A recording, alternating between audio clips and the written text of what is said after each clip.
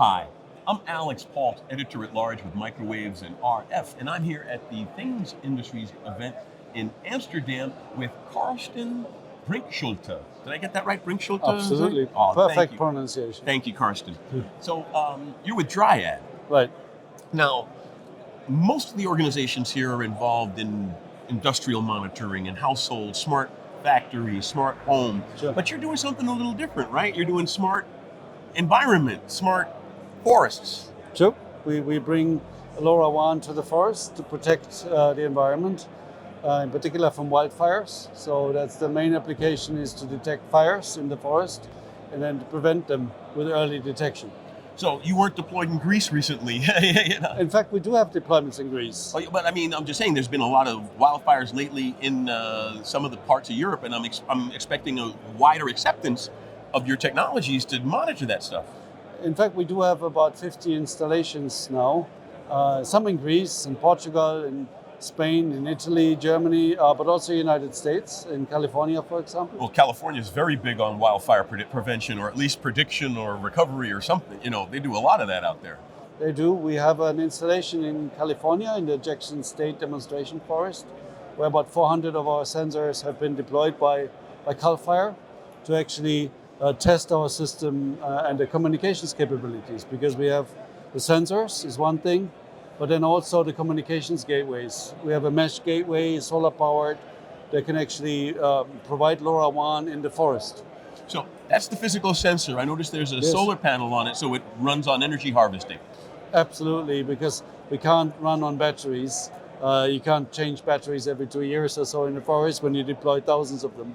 So we have solar panels that actually charge a supercapacitor, no lithium ion in here, to have enough energy for the night. Right. Well, and the supercapacitors give you more flexibility and durability and reliability over time. That's the point. Lithium ion batteries wouldn't be sufficient because they have a limited lifespan. They even present a fire hazard, and that's definitely not what you want in a fire it's detection not what device. Yeah. What about a bat with like a lithium thionyl chloride or something like that that's just got a really long shelf life? Yeah, but still, it's poisonous material, and I don't think you want to bring something like that into the environment. So there's nothing poisonous in this device? Well, we try Less to of it. minimize as much as possible. So I was noticing, so is that some kind of an environmental sensor? It's a gas sensor. It's a gas sensor? Yes, we're using a Bosch BME 688 that actually is sensitive for hydrogen, carbon monoxide, and VOCs. And we're using built-in machine learning in the sensor to actually detect the patterns of a fire. So it's not just thresholds, it's actually looking at patterns, which we do identify with machine learning. And we update those machine learning models using firmware update over the air. So this sensor actually does photo. Over the air updates? It does over the updates, absolutely. It's mandatory for us. So, no pun intended, Yeah. but with all of these sensors through a forest, you can have a heat map Right. of the forest activity. We do also distribute temperature, humidity, and air pressure, yes. But the main mission is to detect fires. But then again, if it's a wildfire environment, you can say, oh, we got fire levels here, they're threatening here. It's true, but the detection really is there a fire or not? It's digital. Yeah, well, that's why I'm asking the professional to Yeah. tell me about this stuff. Right. What are some of the challenges in deploying this kind of a solution? The biggest challenge is, of course, the environment. So we have very little energy, very little sun. It needs to work under the tree canopy in the shade. So it's extremely energy efficient. It needs to work for a long period of time. We say 10 to 15 years.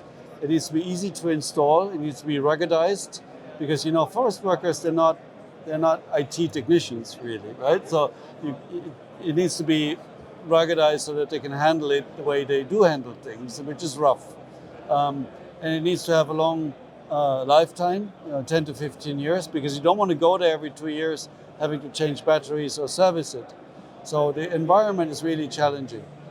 I can imagine. So when we think of that aspect, right, what about false alarms? What if someone's got a campfire next to your sensor and your sensor picks up the campfire and thinks that that's a fire? Well, actually, we wouldn't consider that a false alarm, because a campfire is, during the fire season, something that you're not supposed to do. Excellent point. Yes. So it's not a false alarm for us. So what would you consider issues in such a deployment? Because obviously if there is someone burning something, that's not a false alarm.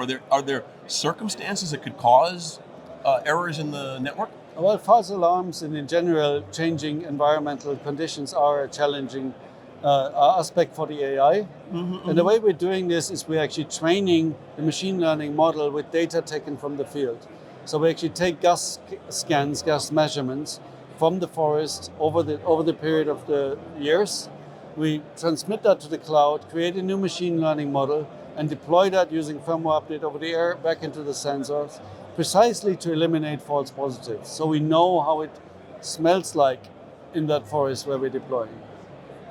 So now, my next thought on that is, how can this technology be leveraged into other industries? Right.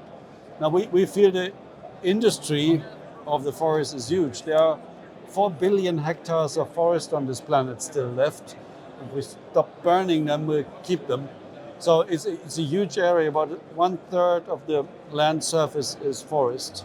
And so we think we can do a lot to help to protect and restore that forest. So we currently have sensors to detect fires. We'll do other sensors for soil moisture, for tree growth, for subflow. So we're really all about protecting the forest. What can be leveraged for other industries is our communications gateways, because we also have LoRaWAN mesh gateways.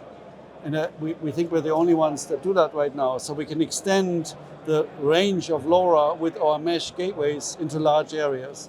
And that is something which could also be used for agricultural use cases, for example, which we are looking at in the next few years. That's okay, it's live. That's what happens. It's live. Like fires. So that's an interesting aspect, to expand that monitoring capability to make it a true forest management solution. Absolutely. It's about, we're starting with fire because that's the most prominent and most valuable application. But, measuring soil moisture, tree growth, detecting chainsaws to prevent illegal logging, there are many applications. We're about digitizing the forest. We're like the AT&T of the forest. That's like what we like to be. And then, AT&T started with voice and text. We start with fire detection. But then in the end, you put more and more applications in once you have the infrastructure, and that's what we are about. Very cool. Thank you. So, what's next for the company? What going to expand into other spaces or just deepen your current verticals? Well, I think for us, it's about scale. We've deployed about 20,000 sensors so far. We're manufacturing another 200,000 units now. So we really need scale, because for the system to work, we need a lot of them. We need to put one into every hectare. And we want to deploy 120 million sensors by 2030. So for us, it's about scale. So we're going into many countries, US, Canada, Chile, Greece, Spain, Portugal. We want to cover as much as we possibly can to help to protect the forest. And for us, that's a big road ahead, right? We need hundreds of millions of devices in the field. That's ambitious. That's the ambition. But it's a satisfying goal to achieve. If we achieve our goals, we should have a real measurable impact. So our goal and mission is we want to protect about 3.9 million hectares of forest with those 120 million sensors that we have as our grand mission. If we achieve that, we could prevent 1.7 billion tons of CO2 emissions. And that's a huge amount. So we could have a measurable impact on climate change. And that's what we're trying to achieve, really. It's a mission that we're trying to achieve with technology. And an admirable mission, my friend. Thank you. So, before I let you go, Carsten, do you have any final thoughts for our audience, or any tips or anything you want to leave us with? Well, LoRa is a great ecosystem, and we're really happy to be at this show and to see so many solutions coming out. And many of those solutions have a big impact. We hope to have one, and we see others want to see more. Want to see more use technology for good, and I think that's important. I can't agree with you more, Carsten. I really appreciate you taking the time to be with us here at this show today. Thank you, Alix. Pleasure's mine. Pleasure.